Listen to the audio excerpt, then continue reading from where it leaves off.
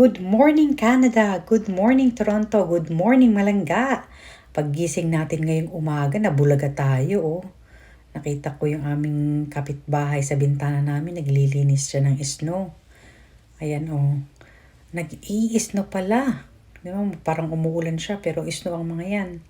Ayan, it's snowy morning. Ayan ang snow. At ayan ang backyard namin. Talagang nag-i-snow siya. Umuulan siya ng snow. Ready for work. Kasi nag-i-snow sa labas. Feeling -3, feeling -9. So malamig siya. So ganito tayo. Go to work mga langga. Nag-i-snow siya oh.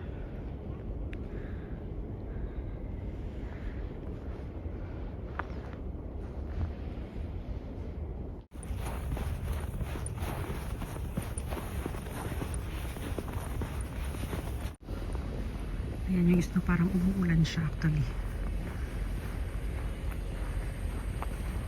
Pero snow ang pinapatak niya.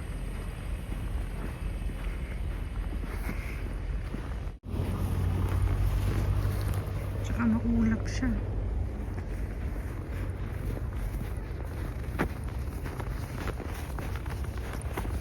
Pagkakapatak lang ng snow, ang ganang maglakad.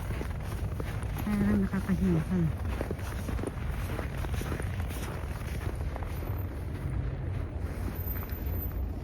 Habulin natin yung bus natin. Ang mga drivers nagkaano sila, nag-iigit sila. Ay! Nagtaka ko madulas. Kasi tingnan nyo, hindi pa nalinisan yung kalsado. Dapat may asin yan eh. Yan, masasakyan na yan. Diba? Nag-iingat ang mga drivers din.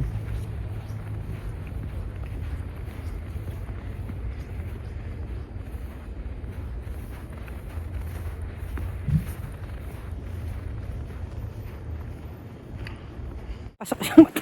Yung snow sa mata mo. Pag nakaharap ka sa may ng snow, pupunta yung snow sa mata mo. Hindi mo makikita yung dadaanan mo. Ay, snow. Naku, tagal yata ng bus. Tagal yata ng bus. Lahat ng mga sasakyan nag-i-slow. Kasi hindi linis yung kalsado. Ay, ayan yung bus ko. Ayan ito yung bus ko ah. Ayan yung bus ko. Malayo ko pa. Ayan, talaga nag-i-slow lahat ng mga sasakyan. Hindi talaga linis. Hindi talaga linis ang ano. Mamaya-maya pa siguro maglilinis. Ayan ang pastor ko.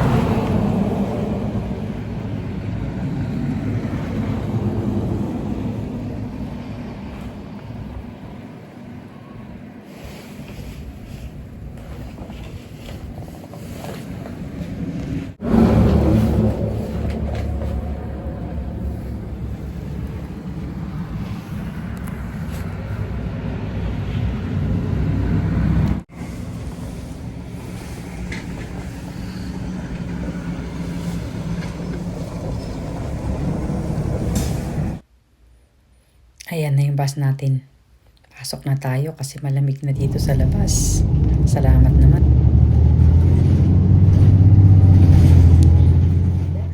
Ayan, thank God. Nandito na tayo sa working area ko. So, kabababa ko lang sa bus. So, maglalakad na lang tayo. Ay, tingnan mo to. Ang ganda na to. Ayan, may mga snow sa on top ng mga plants. Ang ganda, diba? Lalakad na lang tayo pababa sa work ko.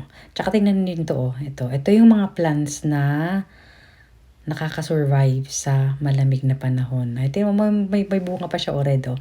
Ito yung mga mga ginagamit pag Christmas, 'di ba? Yung ganyan, no, yung mga red na 'yan.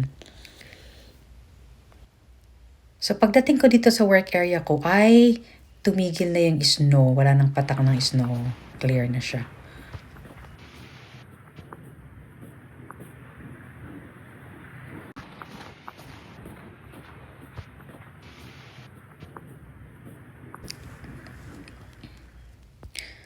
So ngayon ay 12 o'clock ng tanghali. So lumabas lang ako. Nakita ko yung kalsada, oh, putik na siya.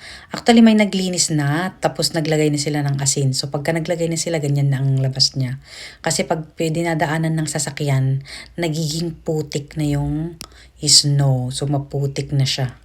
Ayan, oh. Tapos pag may dadaan na sasakyan, tapos nasa gilid ka, nako, mapuputikan ka talaga.